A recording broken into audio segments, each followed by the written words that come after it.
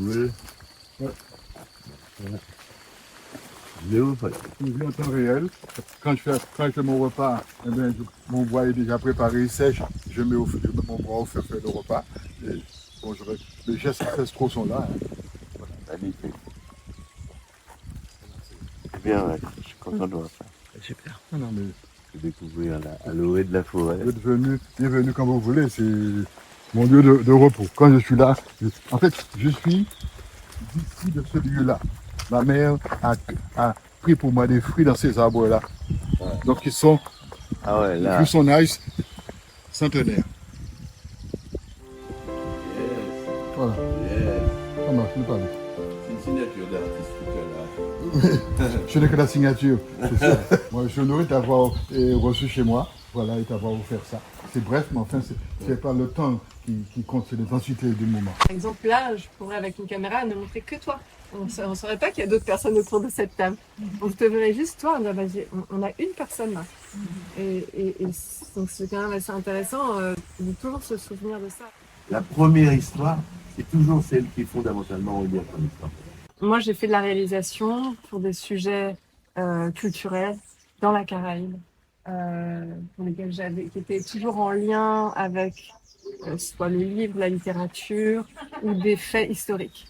Avec quand même une petite part personnelle, mais quand même avec un chemin très tracé. Parce que bon, vous avez peut-être un vécu qui a permis ça. C'est parti, ça a été écrit sur une assez longue durée, c'est ça aussi. Faut pas oublier ça. Et puis pas oublier, on parlait de narration, mais qu'il y a une distanciation, c'est ce que tu disais tout à l'heure. C'est-à-dire qu'une fois que c'est écrit, ben on a posé une distance. Mais ça a aussi une valeur de thérapie narrative. Hein. Aujourd'hui, c'est quelque chose qui est devenu très important, la psychologie narrative. Et on le retrouve beaucoup dans les supports écrits, dans les romans.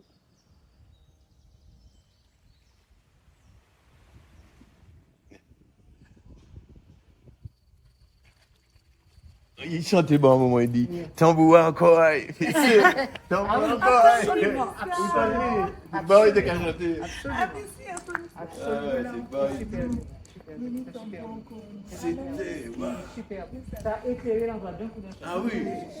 Et d'ailleurs, après, ben là, Après, personne ne oui, personne ne peut pas venir là. Là, tu vois, ah oui, tu vois ça.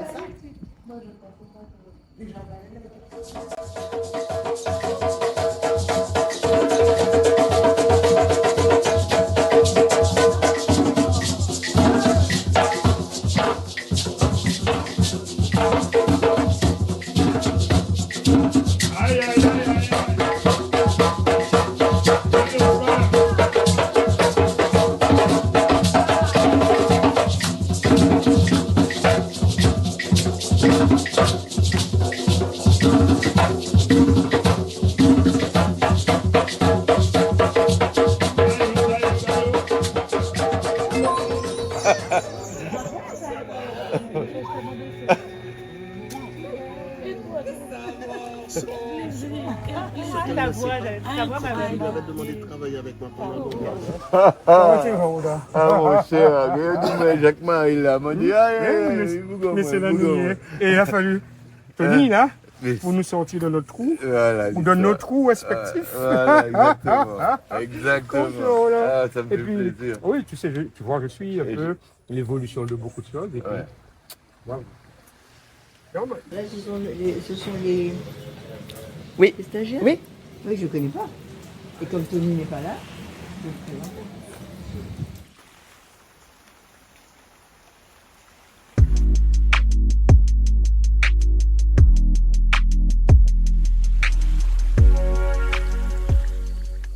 I do so feel I was called to do God's work there, to bring education and enlightenment.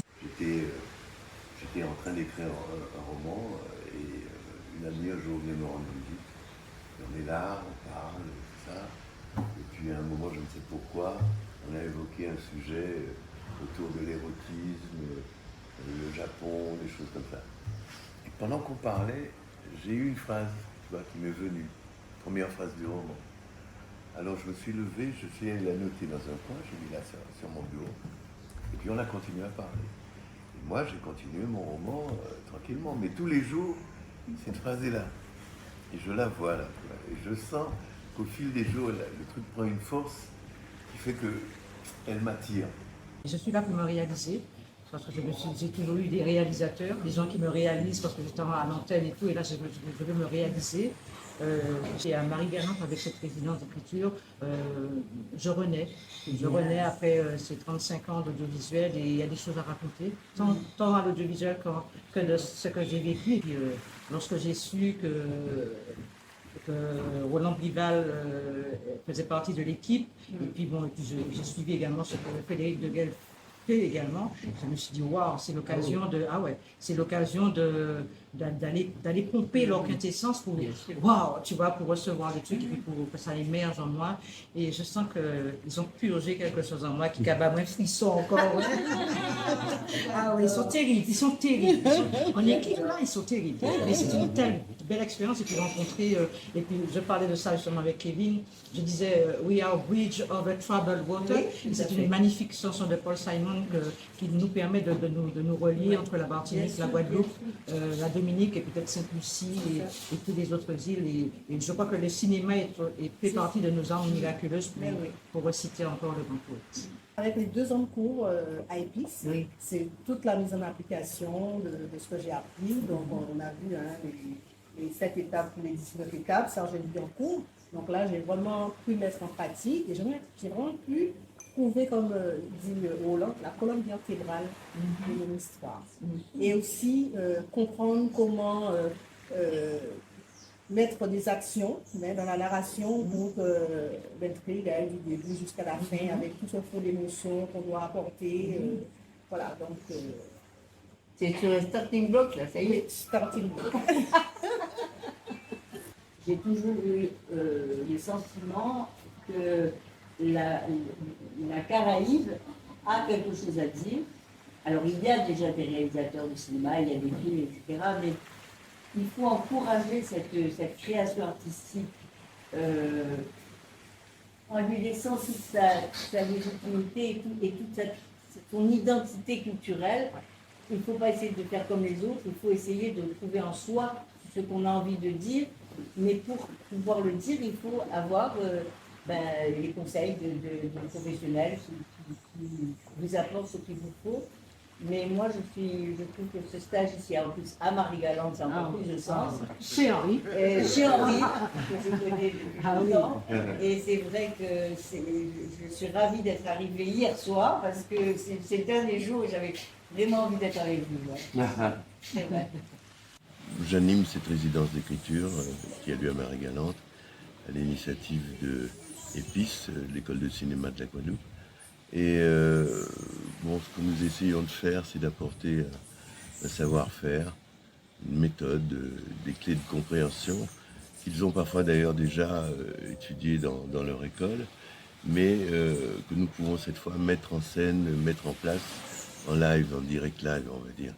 Donc ça s'est ramassé dans une période de 10 jours qui sont assez intenses. Donc la première partie que j'ai assurée consistait à donner des clés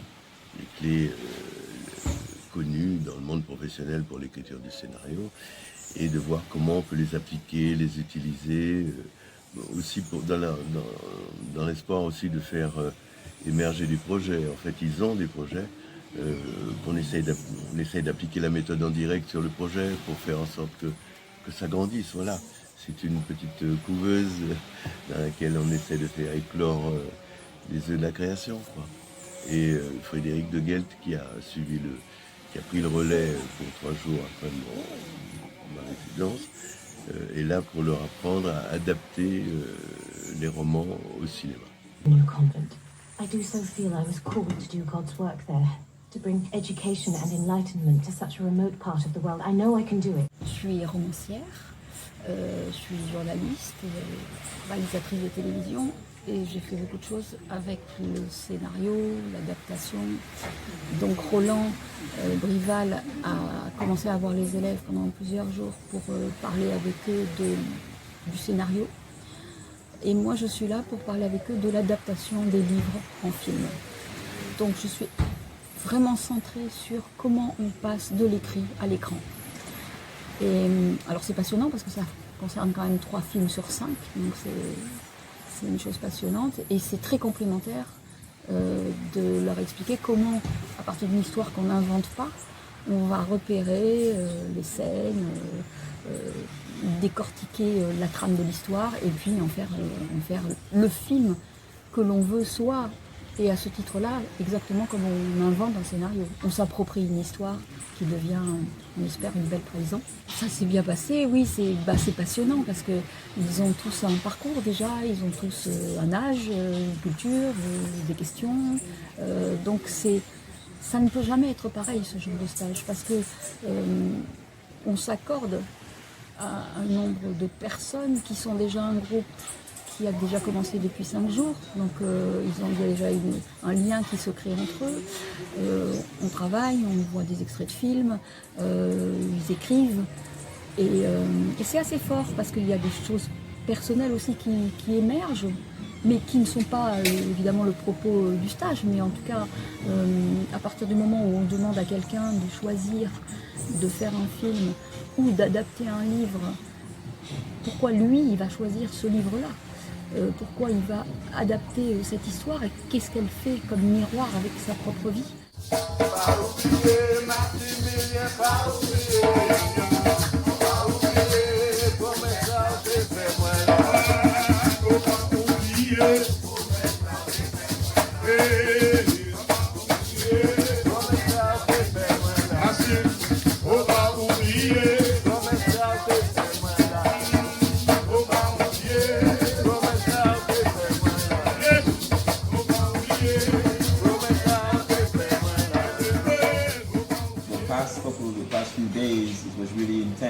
I didn't expect to have to write the story, actually, straight up. And then this guy named Roland was on my back, the beach. And I'm like, oh, like the beach. I go, okay, the story. But then it all came to me. Like he brought up something in me that I didn't know I really had. It was really deep down, and he actually found it and he brought it up. So it's like my expectations were kind of, I was surprised. Oui. I was really surprised because it's like, I mean, this guy is great. That's what I have to say, honestly. And when I started to write, the words just continuously flowed. It was just flowing. But I came here with the story, it was Witch Island. And when I told them what my story was, they was like, nah, you can't call it Witch Island. I was kind of thrown back. I was like, okay. Now he was saying something like, no, Witch Island. It sounds like some Harry Potter song for me. But surprisingly, over dinner one night, we were having a conversation. And Catherine right here gave me the whole story. It was Witch Island, they were the witches. He was a hologram, and I was trapped. So to be honest, it was a great experience. It was really, really good, and I really hope that I could teach somebody what I learned.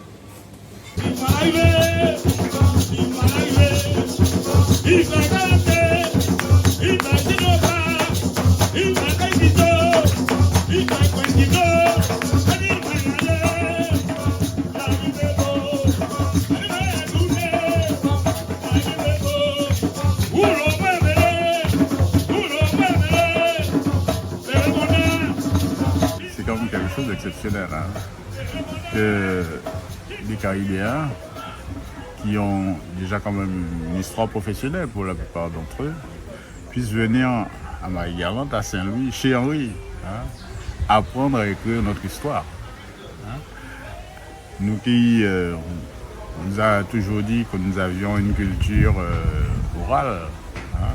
Il est important que des Caribéens, hein, apprennent les règles de l'écriture et de la bonne écriture, de la belle écriture, cette écriture que nous aimons lire. pour venir partager ces histoires qui sont toutes singulières. Chaque île a son histoire, mais je suis content que Marie-Galante, et notamment Saint-Louis, nous nous trouvons aujourd'hui au centre de la Caraïbe. Nous avons réuni la Martinique, hein. Vous avez réuni la Martinique, mais nous les avons accueillis. La Guyane, la Dominique, je dis la Guadeloupe comme si nous n'y étions pas. Bon, mais la Guadeloupe aussi. Moi, je trouve que c'est quelque chose d'extraordinaire. Et en plus, chez Henri quand même, c'est une institution. Marie-Galante, c'est une institution qui a depuis toujours travaillé pour la culture. Il y a d'autres institutions qui travaillent pour la culture. Mais le travail que fait Henri est singulier. Parce que pour réussir sous cet angle et sous cet axe-là, il a fallu précisément qu'il ait la foi. Et aussi, c'est un grand travailleur. Alors je pense que vous réunir ici, réunir toute la Caraïbe ici, je suis sûr qu'il est heureux.